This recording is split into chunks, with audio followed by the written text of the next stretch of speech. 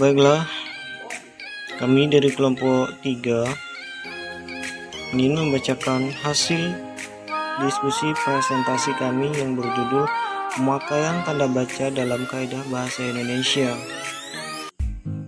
Anggota kelompok Kevin Jahriansyah, Lady Echa Pronika, M. Samsul Falah, Nelis Mutia Arum, Lana Lupiah, Lestri Madayani, Tasya Pratidina.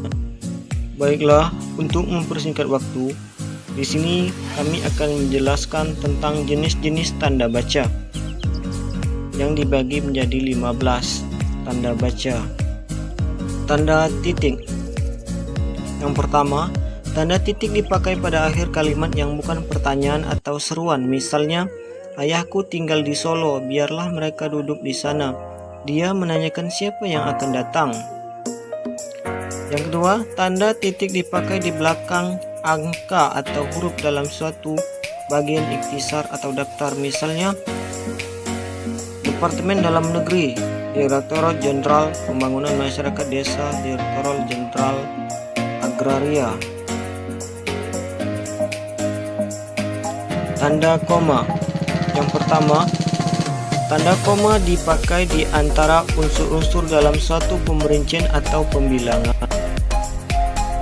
Yang kedua, tanda koma dipakai untuk memisahkan kalimat setara yang satu dari kalimat setara berikutnya yang didahului oleh kata seperti koma tetapi koma melainkan titik. Tanda koma dipakai untuk memisahkan anak kalimat dari induk kalimat, koma apabila anak kalimat tersebut mendahului induk kalimatnya.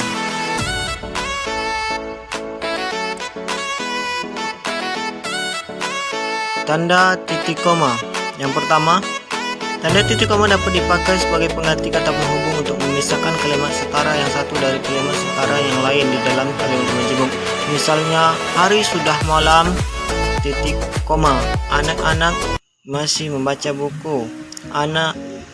Ayah menyelesaikan pekerjaan, titik koma. Ibu menulis makalah, titik koma. Adik membaca cerita pendek. Yang kedua, tanda titik koma dipakai pada akhir perincian yang berupa klausa. Koma misalnya, syarat penerimaan pegawai di lembaga ini adalah berkewarganegaraan Indonesia, titik koma, berijazah sarjana S1, titik koma. Tanda titik dua. Tanda titik dua dipakai sesudah kata atau ungkapan yang memerlukan pemerincian. Misalnya, ketua, titik 2 Muhammad Ahyar, sekretaris, titik 2 Tati Suryati, bendahara, titik 2 Nopiana Pertiwi. Yang kedua, tanda titik 2 dipakai di antara jilid atau nomor dan halaman, di antara surah dan ayat dalam kitab suci, di antara judul dan anak judul suatu karangan, serta nama kota dan penerbit buku acuan dalam karangan. Misalnya, Denpo 34/1971.27, Surah Yasin titik 29, karangan Ali Hakim Pendidikan Seumur Hidup titik 2. Sebuah studi sudah terbit. Marzuki dan Rudi W 2006, pembuatan aneka kerupuk titik Jakarta titik 2, penebar swadaya. Tanda hubung. Tanda hubung menyambung unsur-unsur kata ulang. Misalnya, anak-anak, kupu-kupu, berulang-ulang, kemerah-merahan, mondar-mandir, sayur mayur. Tanda hubung menyambung huruf dari kata yang dieja satu dan bagian-bagian tanggal. Misalnya, panitia 17 bulan 8 1945. Tanda hubung dipakai untuk merangkaikan kata dengan kata berikutnya atau sebelumnya yang dimulai dengan huruf kapital, kata atau huruf dengan angka, angka dengan kata atau huruf. Misalnya, se-Indonesia, se-Jabodetabek memphk-kan Sinar X peringkat kedua S1 tahun 50-an. Tanda pisah. Tanda pisah membatasi penyisipan kata atau kalimat yang memberi penjelasan di luar bangun kalimat. Misalnya, kemerdekaan bangsa itu saya yakin akan tercapai, diperjuangkan oleh bangsa itu sendiri. Yang kedua, tanda pisah menegaskan adanya keterangan aposisi atau keterangan yang lain sehingga kalimat menjadi lebih jelas. Misalnya, rangkaian temuan ini evolusi, teori kenisbian, dan kini juga pembelahan atom telah mengubah konsepsi kita tentang alam semesta. Tanda tanya. Tanda tanya dipakai pada akhir kalimat tanya. Misalnya, kapan ia berangkat? Tanda tanya. Saudara tahu, bukan? Tanda tanya.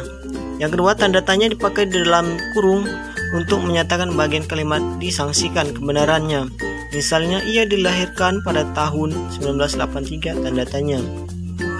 Tanda seru. Yang pertama, tanda seru dipakai pada akhir kalimat perintah. Misalnya, bersihkan kamar itu sekarang juga, tanda seru. Jangan berisik, tanda seru. Yang kedua, tanda seru dipakai pada akhir ungkapan atau pernyataan yang menggambarkan kesungguhan, ketidakpercayaan, ketakjuban, atau rasa emosi yang kuat. Misalnya, alangkah seramnya peristiwa itu, tanda seru. Indah sekali pemandangan alam ini, tanda seru. Tanda elipsis. Tanda elipsis dipakai dalam kalimat atau dialog yang terputus-putus. Misalnya, kalau begitu, ya, ayo kita berangkat. Tanda elipsis menunjukkan bahwa dalam suatu kalimat atau naskah ada bagian yang dihilangkan. Misalnya, selanjutnya akan dibawa ke pengadilan, ibu baru pulang pasar. Tanda petik. Tanda petik mengapit petikan langsung yang berasal dari pembicaraan dan naskah atau bahan tertulis lainnya. Misalnya, tanda petik saya belum siap, tanda petik kamera, tanda petik tunggu sebentar, tanda petik pasal 36 Undang-Undang 1945 berbunyi, tanda petik berbahasa negara ialah bahasa Indonesia, tanda petik. Tanda petik mengapit judul syair, karangan, atau bab buku yang dipakai dalam kalimat. Misalnya, sajak, tanda petik berdiri aku, tanda petik terdapat pada halaman 5 buku itu. Tanda petik tunggal. Tanda petik tunggal mengapit petikan yang tersusun di dalam petikan lain. Misalnya, tanya Basri, tanda petik kau dengar bunyi kering-kering tadi. Tanda petik. Tanda petik waktu ku buka pintu depan, aku dengar teriak anakku, ibu, bapak. Pulang dan rasa letihku lenyap seketika. Tanda petik. Ujar Pak Hamdan. Yang kedua, tanda petik tunggal mengapit makna terjemahan atau penjelasan kata atau ungkapan asing. Misalnya, feedback berarti balikan. Tanda kurung. Tanda kurung mengapit keterangan atau penjelasan yang bukan bagian integral pokok pembicaraan. Misalnya, keterangan itu lihat tabel 10 menunjukkan perkembangan perekonomian Indonesia 5 tahun terakhir. Tanda kurung mengapit angka atau huruf yang memerinci satu urutan keterangan. Misalnya, faktor produksi menyangkut masalah tanda kurung A, alam, tanda kurung B, tenaga kerja, dan C, modal. Tanda kurung siku. Tanda kurung siku mengapit huruf kata atau kelompok kata sebagai koreksi atau tambahan pada kalimat atau bagian kalimat yang ditulis orang lain. Tanda itu menyatakan bahwa kesalahan atau kekurangan itu memang terdapat di dalam naskah asli. Misalnya, sang putri mendengar bunyi gemerisik. Tanda kurung siku mengapit keterangan dalam kalimat penjelas yang sudah tanda kurung. Misalnya, persamaan kedua proses ini perbedaannya dibicarakan di dalam bab. Tanda kurung siku, lihat halaman 35, 38, tanda kurung siku perlu dibentangkan di sini. Tanda garis miring. Yang pertama, tanda garis miring dipakai di dalam nomor surat dan nomor pada alamat dan penandaan masa tahun yang dibagi dalam 2 tahun takwim. Misalnya, nomor 12 garing PK garing 2005, Jalan Keramat 3 garing 10-2, masa bakti 2005 garing 2006, tahun ajaran 2006 garing 2007. Tanda garis miring dipakai sebagai pengganti atau tiap. Misalnya, laki-laki garing perempuan 120 km per jam. Tanda penyingkat atau apostrof. Tanda penyingkat menunjukkan penghilangan bagian kata atau bagian angka tahun. Sebagai contoh, penggunaan tanda baca apostrof sebagai berikut: gunung pun kan kudaki, kan kembali akan. 17 Agustus 45 sama dengan 1945. Demikianlah presentasi dari kelompok kami, kurang dan lebihnya kami mohon maaf. Demikian, wabillahi taufiq wal hidayah. Wassalamualaikum warahmatullahi wabarakatuh.